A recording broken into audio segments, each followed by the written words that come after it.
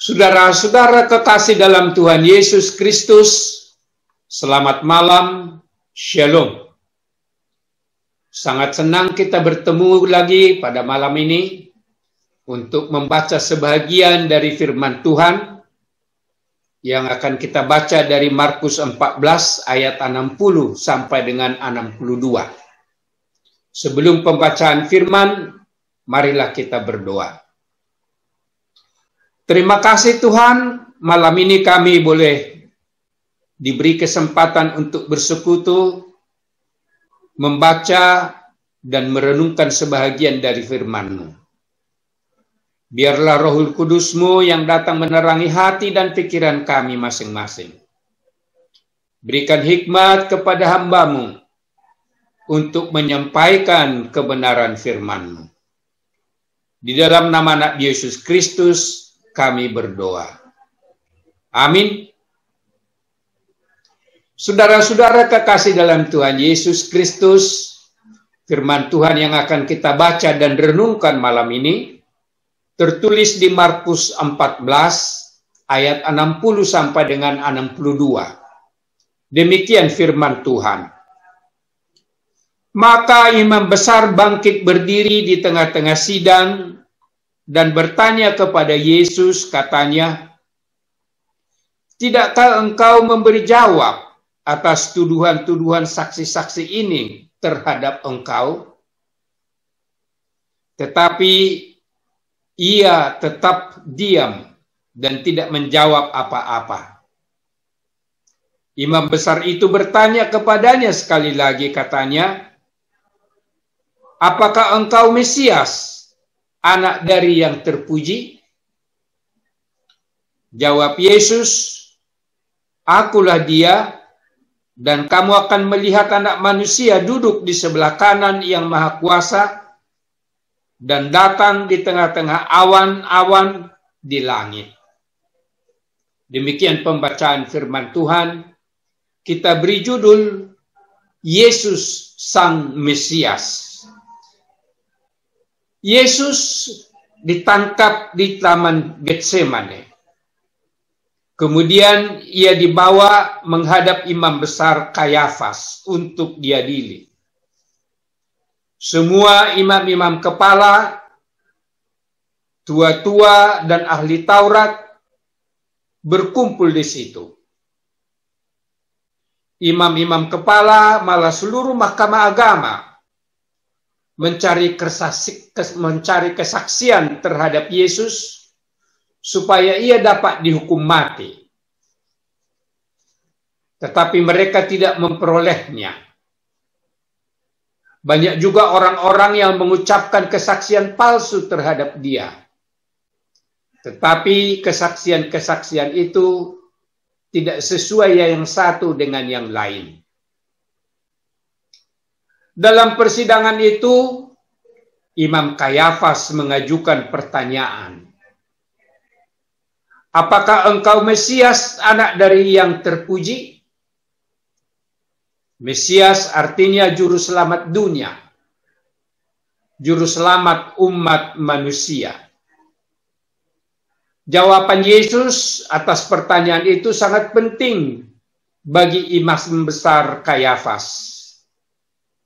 Ia ingin mendengarkan langsung jawaban yang keluar dari mulut Yesus mengenai siapa dia sebenarnya, supaya ada yang dapat dilaporkannya kepada penguasa Romawi.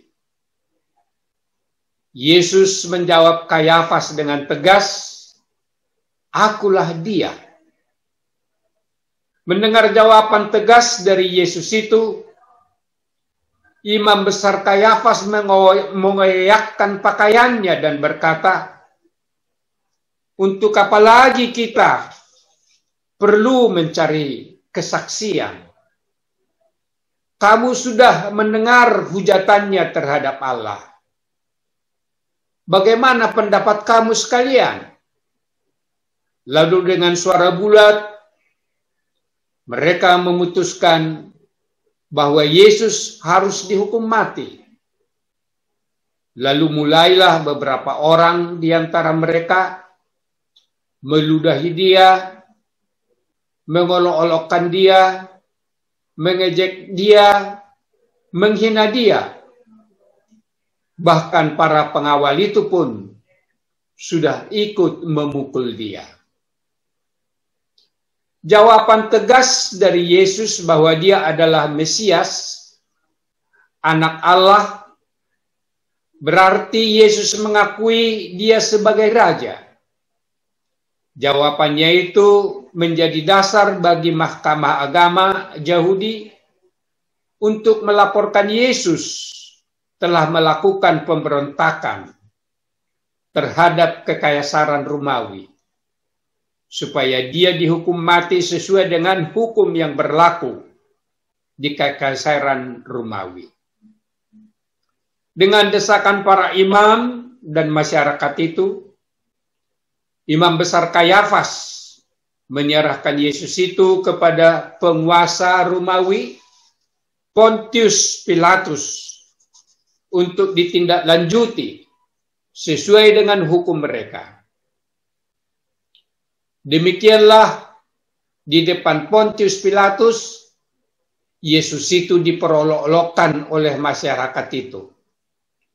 Diejek, dihina, dicambuk dengan menyerukan, salibkan dia, salibkan dia. Dari sana Yesus dibawa melintasi Via Dolorosa menuju Bukit Golgota untuk kemudian disalibkan. Saudara-saudara kekasih dalam Tuhan Yesus Kristus, Yesus memilih penderitaan dan kematian pada kayu salib. Seandainya Yesus berbohong sebagaimana dilakukan oleh sejumlah orang yang mengaku diri sebagai Mesias, tentu saja dia akan lebih memilih hidup. Tetapi tidak ada kebohongan pada diri Yesus. Ketaatannya untuk menggenapi rancangan Tuhan Allah, menyelamatkan manusia berdosa dari hukuman maut. Bagi Yesus, kasih agapenya terhadap umat manusia berdosa jauh lebih besar daripada penderitaan dan kematiannya pada kayu salib di Golgota. Saudara-saudara kekasih dalam Tuhan Yesus Kristus, dengan kematian Tuhan Yesus di kayu salib, maka dosa-dosa umat manusia telah disalibkan bersama Tuhan Yesus itu. Yesus menggantikan manusia berdosa itu menjalani hukuman maut, sehingga manusia berdosa itu tidak perlu lagi menjalani hukuman maut itu. Kematian Yesus itu menebus dan membayar lunas dosa-dosa kita. Melalui kematian Yesus itu di kayu salib, kita menjadi terselamatkan, memperoleh kasih karunia kehidupan kekal. Dengan kebangkitan Yesus pada hari yang ketiga, maka pengharapan kita orang-orang percaya akan dibangkitkan dari antara orang mati pada kedatangan Tuhan Yesus yang kedua kalinya. Kasih karunia keselamatan itu kita peroleh bukanlah hasil usaha dan perbuatan baik kita, tetapi semata-mata karena anugerah Tuhan Allah.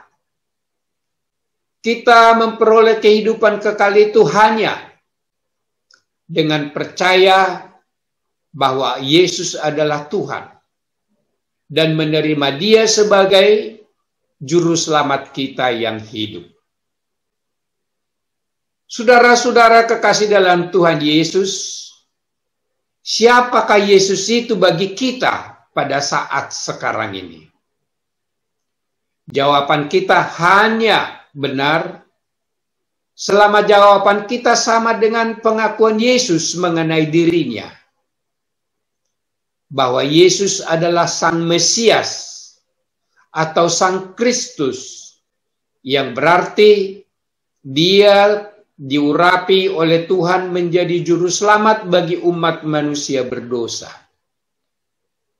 Bagi kita yang sungguh-sungguh percaya, mengakui dan mengandalkan Yesus satu-satunya Mesias, Tuhan dan Juru Selamat, maka bagi kita telah terjamin hidup yang kekal di surga.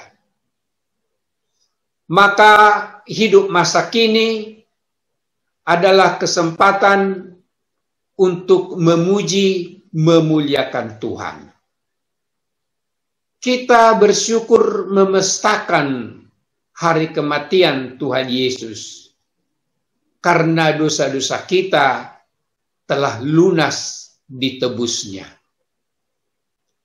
Kita bersukacita menyambut Paskah atau kebangkitan Yesus yang menjanjikan pengharapan kita akan hidup kekal. Amin. Mari kita berdoa. Terima kasih Tuhan yang sudah rela mati di kayu salib untuk menebus dosa-dosa kami umat manusia. Terpujilah Engkau, Mesias, Juru Selamat umat manusia, yang telah menjanjikan kami, menganugerahkan kepada kami kehidupan kekal bersama Engkau di surga. Amin. Selamat malam, Tuhan Yesus memberkati.